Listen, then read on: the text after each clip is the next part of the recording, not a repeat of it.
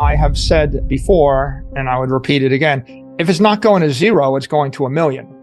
It's either nothing, right? If it's nothing, then it's getting scrubbed out and banned.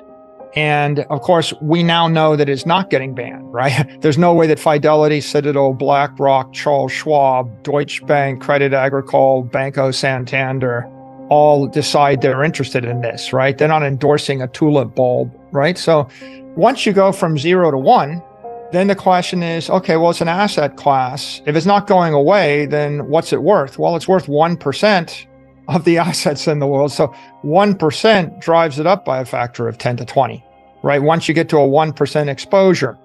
The recognition as an asset class is a big deal. The availability of a spot ETF is a big deal. The normalization of accounting via fair value accounting, which is the FASB initiative, it's another big deal. And then the halving is a big deal. So those are 4 pretty serious milestones that we're staring at right now. And I think Wall Street and the general community is kind of just internalizing this all in a short period of time. And that's why the bullish outlook. So you're a normal person and you want to save money for retirement or to give to your kids. So you put it in a savings account, you get 5% interest. The monetary inflation rate is 7 or 8 or 9%. You've got a negative real yield of 3%. If you end up with a negative real yield of 3.5%, then over 100 years, $1 million saved is worth $30,000. Okay. And so for the average person, saving money in bonds with a 3.5% or 4% interest rate when the currency expands at 7 or 8, that's a losing proposition. You lose 97% of your wealth over the course of 3 generations. So clearly bonds, they don't work, right? And savings accounts don't work. So the next question is, do I just put all my excess money in the S&P index? Well, traditionally, the money supply in the US is expanding at 7% and the S&P index is going up at 7%. So if you save $1 million over the course of your life and you put it all in the S&P index, then in 100 years, it'll be worth $1 million. So that's wealth preservation, but you're not doing any better than that. And that just kind of assumes that the S&P 500 is going to be relevant for 100 years and you can stick around the country. But it's like treading water. The next issue is, well, so what I put in real estate? If you buy real estate, you're an average person. Can you buy a building? Probably not. Can you buy a warehouse? Not easy. Maybe if you're a rich family, you buy warehouses, right? Rich families buy warehouses, city blocks, and buildings, but the middle class person doesn't. So how do you buy $4,000 worth of a building? Can't. Okay. So the issue there is your property rights are inferior when you're buying shares of stock or a security versus the underlying property. If you own the building, you can mortgage the building, sell the building, upgrade the building, build 10 floors above the parking lot that the building has. You can develop the building. When you own a share in a REIT that owns the building, like you own 1/100th of the building, you don't have any of those rights. You can't do anything to the building. You're just along for the ride, getting 1/100th of whatever cash flow the general partner decides to distribute to you. And if they make stupid decisions, you're stuck with them. Right? You don't have any property rights. You're inferior in your economic rights. So owning shares of a REIT to get property for 100 years, not a great idea. And that leads us to the problem of securities. What is the problem of security? So you have some money, you invest it in Apple stock or Amazon or Facebook or Google or a REIT that owns a building.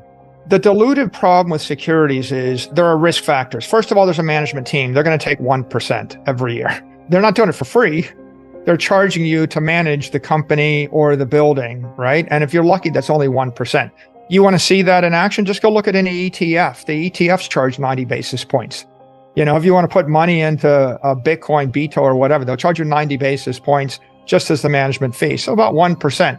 What's the cost of 1% over the course of a lifetime? An infinite duration asset, you would basically multiply it by 20, 25. So it means that when I charge you 1% to manage your $1 million, I'm taking 20% of your money. Okay. I'm taking 20% of all your wealth to charge you 1%. So that's only the first problem. It turns out that when you run a company, you also have the risk of labor, right? Your company may unionize. So you've got labor expenses. And what happens to the equity value when the company unionizes? Well, the union just takes all the profits. And the equity values of those companies start to trend towards zero. So labor is another risk. The third risk is your competitors, right? Your competitor may come up with a better product and you end up like Yahoo squeezed out or AOL squeezed out by Google. Well, then your stock's going to zero, right? I mean, how many companies actually had a competitor? Xerox, Kodak, world's full of great companies. Where are they today? They end up getting squeezed by competition.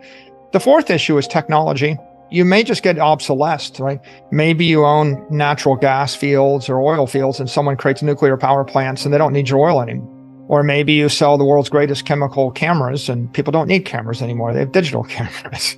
There's always that kind of risk from technology. And then there's execution. Maybe you just don't ship the iPhone 47 to be that good, right? Maybe the iPhone 13 is good and the iPhone 15 is not good, right? And the world's full of examples of that, like Firestone tires or something, and I ship a tire and the tire blows out, and now people stop buying my tire. Or New Coke. Remember New Coke is a product launch that didn't work out well. So when you're investing in a company, you're not just getting a pure investment. You're actually getting an investment in an asset, but you're getting hammered and diluted by force majeure, by bad weather.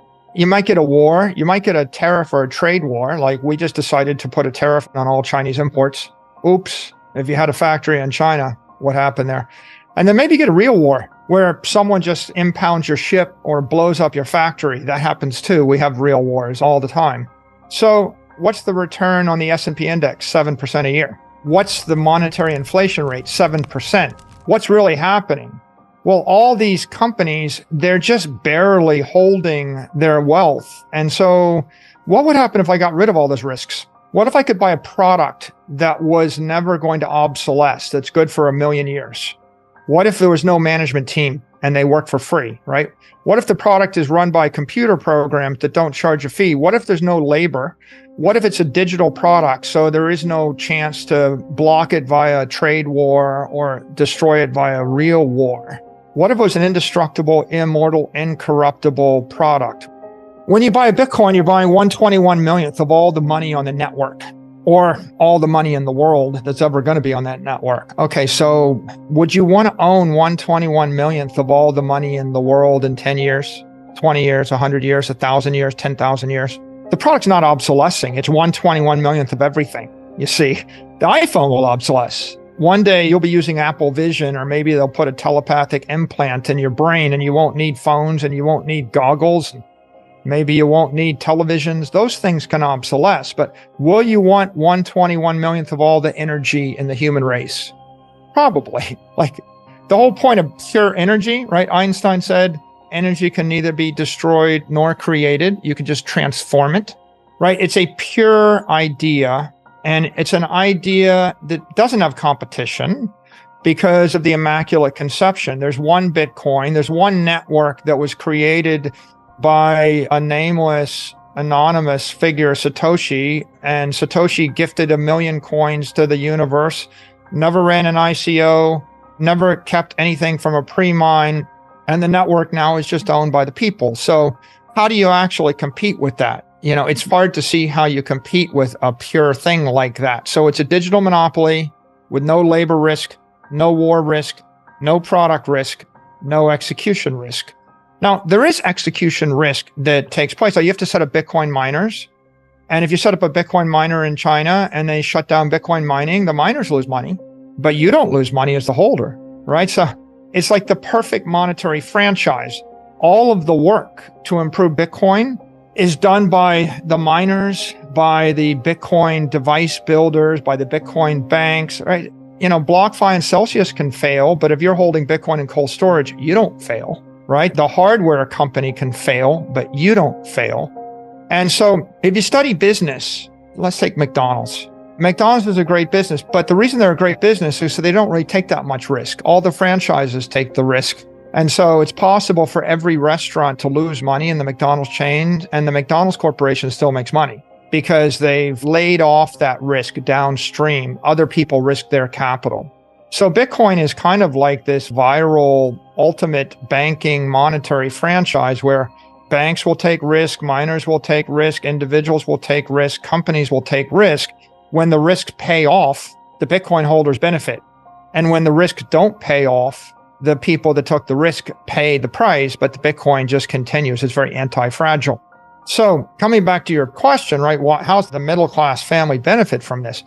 Well, Bitcoin represents pure digital property, global property. It doesn't have the dilutive elements of a security. It doesn't have the dilutive elements of a currency or a credit instrument or debt instrument. It doesn't have the dilutive elements of property, right? You want to buy a second apartment in Airbnb? Okay, well, fine. Someone may move into it and trash it. You may have a renter that doesn't pay the bill. You may get rent controlled by the city.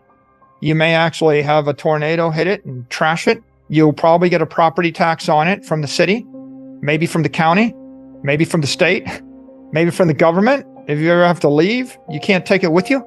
And at some point in 100 years, the thing is probably going to have to be completely rebuilt and renovated to be usable again. So property is not a great long-term store of value. Credit's not a great long-term store of value. They're not scalable. You can't buy $437 of an Airbnb apartment every 2 weeks. So Bitcoin offers you apex global property. Theoretically, if the S&P index yields 7%, there's no reason why Bitcoin shouldn't appreciate about 14% in that environment. I think you get about a 7% real yield over the course of 100 years, whereas S&P index gives you 0% real yield.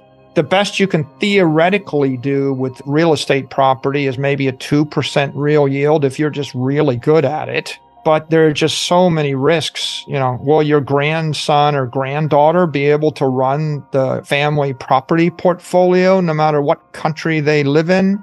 And are you sure that any of 10,000 politicians aren't going to pass a law to destroy your property values sometime in the next 100 years?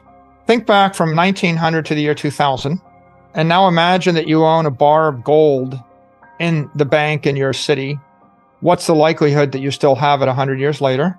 Imagine you have a building in a major city in the world. Imagine you still have it 100 years later. Would you want to own a building in Russia, in Moscow, in Kiev, in Tokyo, in London, in Paris, in New York? Where would you want to own the building? Where would you want to own the bar of gold? It turns out that everywhere in the world, the gold got seized. Maybe you might have got by in Zurich, Switzerland, but everywhere else you lost all your money. Every bank failed. Every currency failed. So your best bet is maybe you own property that they can't make more of. If you're lucky enough to if you owned a piece of property on the Gold Coast of Florida for 100 years, it went from $100,000 to $50 million. Good, but the property taxes on it probably offset the capital gain from it if it was residential. So the only way you could have actually made money owning property is if you own commercial real estate and you generated a rent on it in excess of the taxes and the insurance and the depreciation and the maintenance. It's not easy to do that everywhere in the world. So Bitcoin represents property rights, or the right to purchase perfect property that is maintainable, right? It's low cost to maintain. It's indestructible. The rain doesn't melt it. Tornadoes don't destroy it. And it's scalable. You can buy it with your weekly paycheck. So it's liquid. You can sell it. Try selling 1/100th of a building. Not so easy. You want to mortgage the building? The building in Kansas City, you could mortgage to a bank that deals in Kansas City real estate. But if you're Turkish and you have a building in Istanbul, there's only just a small number of banks in the world that will give you a mortgage on that. The mortgage will be in lira. The lira is losing 30 to 40% of its value a year. You got a problem. So Bitcoin represents global digital property. You can take it anywhere on earth. You can hold it for 100 years. In theory, you can hold it for 1,000 years. So you can take a very long view. And how many banks will want your Bitcoin? Well, you see what's going on right now is there's a French bank that wants to custody Bitcoin. There's a German bank that wants to custody Bitcoin. There's a Singapore bank that wants to custody Bitcoin. The banks in the UAE are getting into the business. The banks in Spain are getting into the business. The banks in the US are getting into the business. Right? And on the other hand, none of those banks want to give you a mortgage on your house in Arkansas. Only a local bank in Arkansas is going to get into that, right? So Bitcoin represents a pure economic asset It doesn't have the liabilities that come with securities and other forms of property and other commodities. And it's simple. And that's why it appeals to the middle class. I don't have a better solution for you if you're a working person on a salary and you want to take control of your own economic destiny. If you're going to hold your capital, hold your investment for 10 years, then Bitcoin's a great idea. I'd say the minimum is 4 years. Bitcoin's 100,000 right now, Dave. No one's ever lost money buying Bitcoin. No one's ever made money if they're short Bitcoin right now. So if you're looking for 4 months or 4 weeks or 4 days, you have anxiety. If you got 4 years, you're okay. If you have 10 years, you're going to look like a genius. So here's an interesting thing. We are now at an inflection point. We have all the information to know Bitcoin is winning, and yet the majority, 99.8% of the capital in the world, still pretends and acts like it isn't. Most is still oblivious. You know something the rest of the world has not yet acknowledged, and yet it couldn't be clearer to all of us in this room. There's a monetary revolution afoot. A revolution in economic thinking. It's spreading everywhere in the world. It's fueled by the digital transformation of the capital markets that you see manifested in all of these companies and all of these securities and all of this Bitcoin activity. And it's going to be accelerated by explosive financial innovation. That innovation is surging now. You can see it everywhere around us. Every single company is thinking, how do I integrate? What am I going to do? So the revolution is afoot. The world is bullish on Bitcoin. It's being adopted faster and more aggressively by governments, by banks, by corporations, by investors than nearly all of us thought a year ago. So of course you're bullish, I'm bullish, but the point is the governor of Texas is bullish. The point is the president of the United States is bullish. The point is people you don't know in places you've never been are bullish. This is extraordinary. And I take a moment to go back to someone that was bullish when none of us were here, when none of us had this information. January 10th, 2009, the network launched technically January 3rd, but it was kind of clicking away by January 9th. And the next day, a certain genius estimates that Bitcoin could be $10 million a coin. And this is so humbling. It took the rest of us 16 years, $2 trillion in order to come to a conclusion that, yeah, this is going to happen. Inflection point, ignition point, escape velocity. When a nuclear reactor comes online, when the chain reaction starts up, we call that criticality. Bitcoin's reached criticality. The network has come to life. The work's done. The power's flowing. And there's no off switch. Satoshi's fire is now unstoppable. The network is unstoppable. Satoshi's point is the Schelling point of global money. We can now see, you can see, I can see, the rest of the world is beginning to see that in fact there is an inversion and there's a transformation. This network doesn't need me anymore. This network doesn't need anyone anymore. It's going to continue to grow and no one can stop it. And so with that, with the help of all that information, I'm going to now share my Bitcoin prophecy. I think we're going to be $21 million in 21 years. It's a very special time in the network, maybe the one time in the history of the network where you look out 21 years and you see 21 million. Specifically, I expect 21 million coins at a $21 million price in 21 years, and people ask, how's the network going to grow? It's going to be growing at 21% in 21 years. The volatility is going to be 21. The only number you need to remember is the number 21. And what does that look like? Well, that looks like 28.5% from here. Not that different, slightly less than 29% ARR. But the path to 21 million, it's not going to be simple. It's going to be volatile.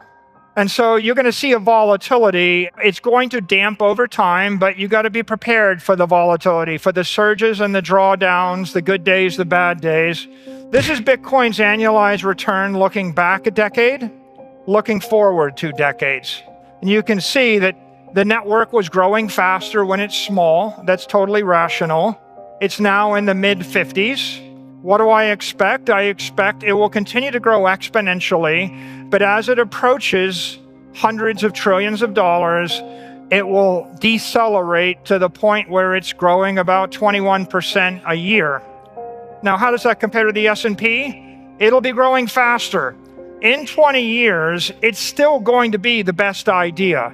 It's still going to be the most lucrative capital asset a company can hold. It's still going to be durable, vital. There will not be a better investment in the year 2046.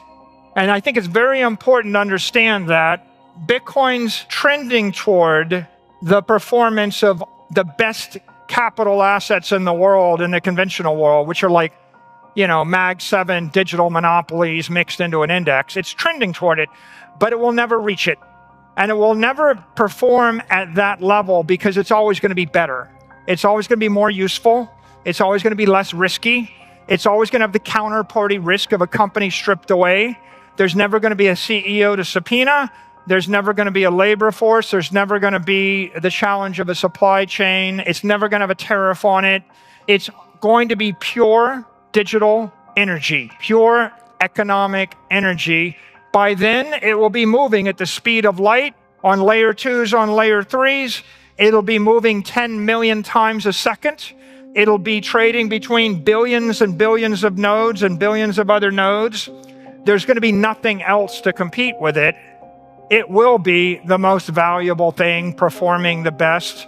You're not going to want to sell it in 21 years. You're just going to wish that you had acquired more of it. And here's the volatility. Looking back, volatility, okay, it's 80, 90 vol, 100 vol. Today, it's the mid-50s, the mid-40s. What do I expect? Well, this is kind of very straightforward. The volatility is going to also dampen as the asset class grows, as the structure matures, as the options markets come on, when the banks embrace Bitcoin and they'll give you a loan, the volatility will damp. When it's fully banked, when it's fully optioned, when the mainstream investors are invested in it, the volatility will damp. But the volatility of the S&P is the VIX, it's 16. Bitcoin's going to be 21. Bitcoin's always going to be more volatile because it's more useful, because it's more pure, and because it's more leverageable, because you'll have more capabilities and you'll be able to do more with it everywhere in the world. It will be raw economic energy. That's okay. Volatility is vitality. So now you have a future, $21 million, 21 ARR, 21 vol. This is the important part of the presentation. What will you do? First of all, you have a 21-year head start. You know something 99.8% of the capital in the world does not yet know. You know that this thing is unstoppable. You know that everybody needs it, and very few people understand it. That's the most valuable information in the world. If I told you Bitcoin was going to 21 million tomorrow, that's not useful. It's too late. I'm giving you something much more valuable. I'm giving you 21 years to leverage that information while everybody else is oblivious, while everybody else is afraid, while everybody else is distracted. You can do something. If you build the right machine, build a money-making machine for yourself.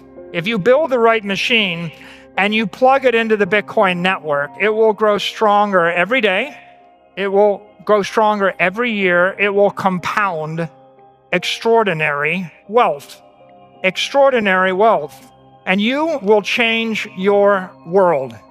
You have a once-in-a-lifetime opportunity to change the destiny of everybody in your bloodline, to change the destiny of your community, everything you hold dear, to change the political course of human history. You can do it. You have the opportunity because you have the most valuable information in the world. And the question is, how are you going to do it? What is your Bitcoin strategy?